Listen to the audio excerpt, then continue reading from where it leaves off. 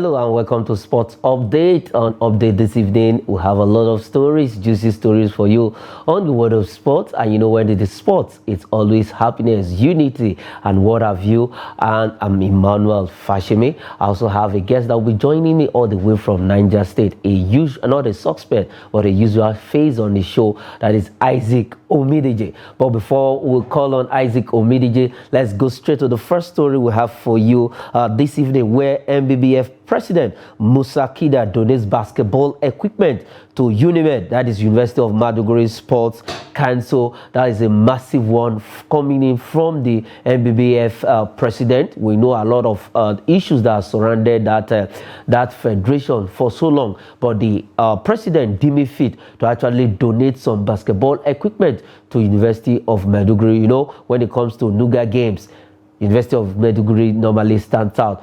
Isaac Omidije, a very massive and let me say a massive gesture coming in from Musa Kida to University of Maiduguri Sports Council. What's your take on this this gesture?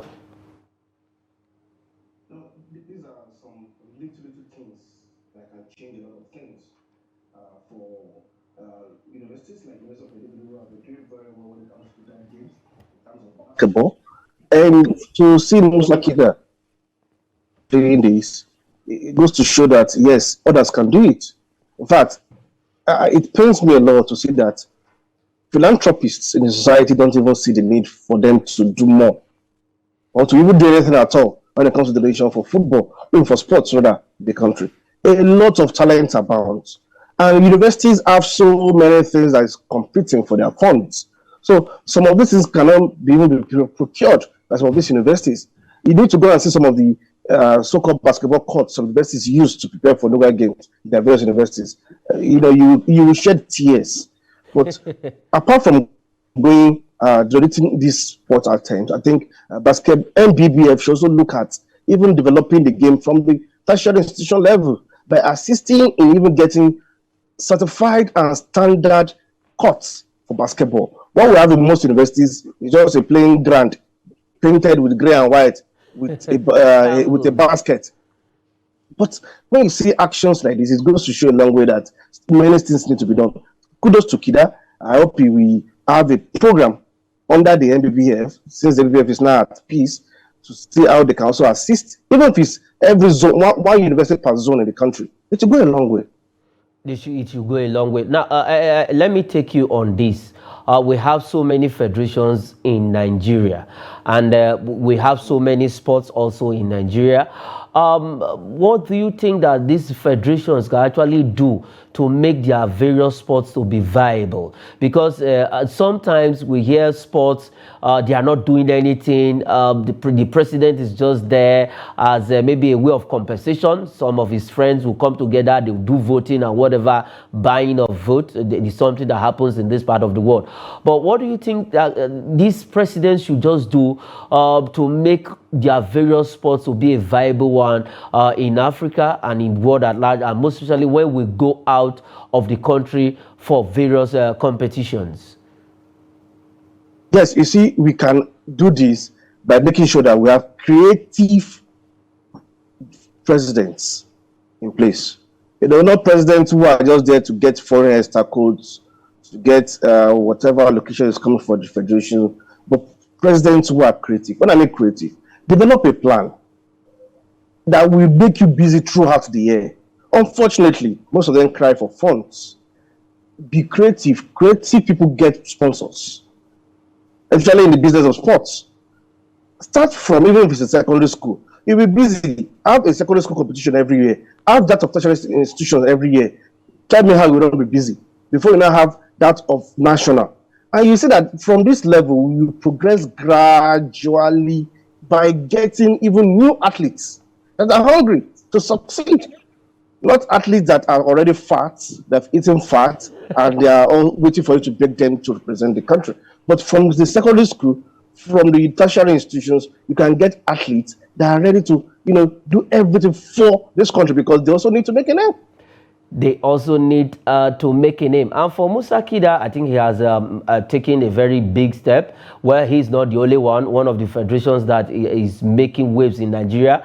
You already know that federation before I even call the name. That is NVBF. That is the Nigerian Volleyball Federation. Like you mentioned, Isaac, this federation have program, in fact, monthly for each players. And right now the division 1 tournament has started, is ongoing, and we already have some fixtures for match day 1. And if you look at it, I think other federations should emulate some of these precedent that think outside the box, that organize weekly, monthly, yearly, what have you program for their various federations, for their athletes, for their players, and so that you can keep them in shape and keep them fit for subsequent competition that will be coming up. But for Musa Kida, this is actually a very good one coming for him after what has bedeviled that federation. He has been into power tussle for so long, but right now I think he's in a new lease of life, where he thought it wise to actually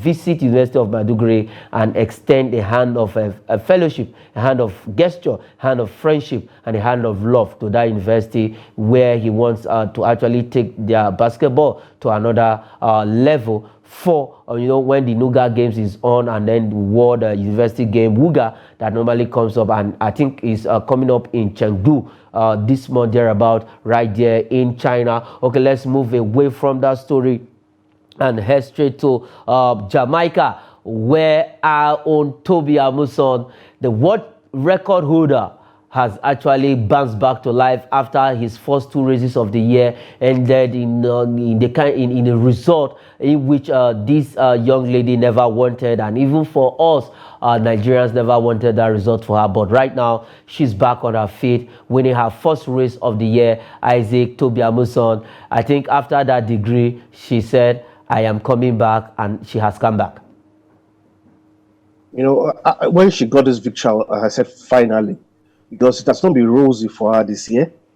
She has lost, even where she thought she would have won. I think the last one was Camacho, Queen of Puerto Rico. Yes, of course. That was exactly. So you will have thought that these are people that someone will have just swept past, but unfortunately she didn't. But now she has gotten her strides back, and to see that she defeated the likes of athletes from Jamaica and America shows that yes, she's ready to go and she's willing, because these are 2 countries that have produced athletes that are very, very great and are still doing very well in the game. So to see Toby Amuson back is a good one, and for the Commonwealth champion, it's also a motivating one for her. So let's see how this will drive her consistently again this year, and to see her do well at the world stage.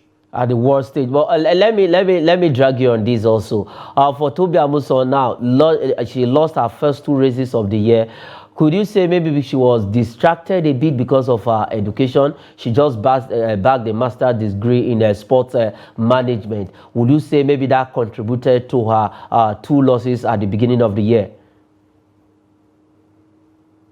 Well, I will not say specifically, because I know she will have thought before going for the master's degree. I know that she has to manage her time very well, and she will have drawn her timetable to see how that will not affect her performances on the track. But whatever it is that has happened, thank God she has recorded a victory. And it's very impressive that she has even gotten a master's in sports management. This is what we call self-development. You will not continue to run for life on the track. There will be a time you will call it quits, and you go into management, you go into administration. When you go into administration, get those things, those certificates that will make you ready to work at another cadre of athletics without running on the pitch. So it's a good one for Toby Amuson, and I hope she can continue to even improve. If possible, get another master's degree, get a PhD, and improve yourself in the management of the game. All right, get another PhD and improve yourself when it comes to sports management. Congratulations to Toby Amuson with this feat in Jamaica. I know she is ready for Budapest. And all Nigerian athletes, I'm just smiling because I know what will be coming back when we go to Budapest come later this year. But for Toby Amuson, congratulations for winning your first race of the year. Let's move away from the athletic story and head straight to Japan. They call them the dream, the future Super Eagles. These future Eagles. They lost all their 3 games in the tournament. They did never win any of the games right there in Japan. Isaac, these young lads, well, a lot of questions has been raised and a lot of defense has been put on their part because this is the first time some of them are even traveling out. This is the major. In fact, majority of them, this is the first time they will be traveling out of the city of Abuja from their comfort zone and even, in fact, entering the plane and then seeing a very beautiful synthetic and natural pitch, and then when you see fans more than 500 looking at you, what do you have to do? Future Eagles, they did not win any game right there in Japan, Isaac. Well, I was laughing at how you described them for the first time in their life going out of Abuja, taking a flight, and even seeing a very, very good facility where they can play on. Unfortunately, it is so. But it's not about winning. We call them future Eagles. It's about the exposure. And this is how they will start getting the exposure. You don't expect them not to have learned anything from this tournament. And let us, they are supposed to be under 15, yes. Yes, under 15, under 16. Under 13 as well. And I was just worried that some of these guys I saw are not. So why do we call them future Eagles? Isaac, don't ask but me let me just say let me just stay on the fact that okay, they are under 13 players and they are future Eagles. So let us agree that they have gone, they've seen, and I think they've conquered. In what way? By getting that exposure. They will not come back the same they left. No, it's not possible. Unless they don't even have good managers who will instill into them things that they need to know. And also on a personal level, they must have learned 1 or 2 things. They should know it's not about kick and follow. Kick and follow. No. There are basics to football. And most of the players I've met are players playing in established academies with the right environment, who have taught them that, look, you just don't kick, you just don't control, you just don't pass. There are things you consider when you do kicking, controlling, and dribbling. So all these things are things they will have learned by now, and probably when they have opportunity of going for other invitational tournaments, we will see improvement in them. But as it stands, I'm not even disappointed that they didn't win any game because it is supposed to be an exposure ground for them.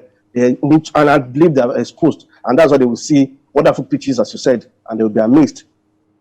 Oh, they will be amazed. I'm equally not disappointed with them. But the NFF president, that is Brahim Gusso, when he took over office, he said he wants to actually concentrate on this team. That's the future Eagles. He wants to give them all the support that they can actually get. And like you mentioned, the best part of this tournament is for exposure, and I believe that they have gotten and that they've seen. They've played against a better team. They've played against a team that is up to their standard also, and then they've seen a very maybe when it comes to facility wise, what they've never seen before. They've seen that right there in Japan, and I believe this is how the exposure will continue and probably graduate them into the Super Eagles. But Isaac, I want to ask you this, because we hear future Eagles. At the end of the day, we might not see some of these guys in the Super Eagles. What should we do? Who should we hold accountable? We are even dreaming big by saying Super Eagles. So they will not make it to the 17 team. Now, I'm not saying that it is compulsory that they must make it to the 17 team, whether they are good or not. But because remember the likes of Kelechi and Nacho started this way. So let us see some of them that have progressed. At least, if it's 5 you are seeing on that 17, let's say they will progress gradually. And we should also look at the technical department of the NFF. That is where the developmental plan needed to be drawn. And that is where we should see a technical advisor of the NFF who will monitor most of these guys. Let us stop paying too much attention on Super Eagles or players who have already arrived.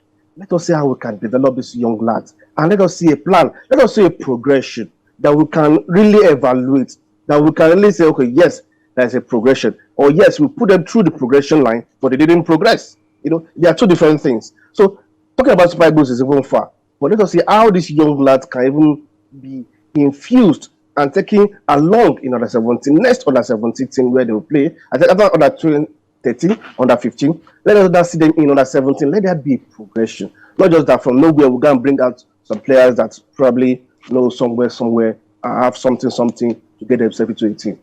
Get themselves into the team. Let's see transition, progression. That is the way it should go. Take these guys from this level, take them to the next level, and probably you can have a better team. For the coaching crew being led by Haruna Ilerika, he's a man that actually knows all about age grade football. He's a good coach, fantastic coach. Despite these guys lost all their 3 games, they've gotten the exposure, they've gotten some lessons, and I believe when they come back home, they will be coming back pretty tomorrow. I think they will be they must have brought back the lessons they learned, and then maybe translate it to others, and then let's see how we can have a better team, and then maybe the next time when they go out we see a better outing. Let's move away from that story and head straight to France, where Moses Simon's team, that is Nantes, actually escaped relegation. They finished 16th on the table with 35 points, and Moses Simon was instrumental to Nantes at the beginning of the season. Towards the middle of the season, he got injured, and then at the end, I think he came back and he was able to help his team escape relegation. But it's a thing of worry for most of our Nigerian players battling relegation in various leagues of Europe. But Isaac, Nantes escaped relegation. Congratulations to Simon Moses. Well, congratulations to Simon Moses for the feat for not going on relegation. And I think Nantes also need to also get their acts together from the board and see how they can invest more in quality players. And remember, the French league this season was more difficult than what we have seen in past seasons. Yes. But you even see club side you don't expect to be on the top, probably in the top 5, be in the top 5. So for Victor Moses Simon, rather, he has been a very mercurial winger, and he has, just as I said at the beginning of the season, it was very terrific for Nantes. That injury didn't do well on him, because even when he came back, he was not the Moses Simon we know him to be. And remember, even when he played for Super Eagles, he has started losing form even before the injury. So let's see how this will propel him. Nigerian players can be funny. If I move to Belgium, even from this now, I'm not ready to play with Nantes again. But I think whatever decision he'll be making should be a best one for his football career, and not just to make a move for making a move sake. Because if you look at Nigerian players that battled relegation this season, one of the players I pitied most is Paul Haruchu. He left Gunk, where he was doing very well, highest goal scorer, came in January to play Southampton in England. They couldn't get a lot of playing time. The pattern of the team didn't even suit him at all, and he ended up being on relegation with the team. Rumors are even saying that he might probably, go back to Belgium to play. But let's see whatever it is. Let's see what happened, and let's see if this relegation fight that some of our players have been into will not affect us in the national team. Remember, Kelechi Iheanacho and Wilfred Ndidi are relegated. Relegated. I actually want to come to that, to Paul Onuachu's issue. Now, if you look at most of the Nigeria, okay, Kelechi Iheanacho on relegation, though he won the Leicester City Player Award of the Year, and then Alex Iwobi won Everton Player of the Year after they actually managed to escape that relegation. But for Paul Onuachu, what should he do right now? Not just Paul Onuachu alone, also Joe Aribo.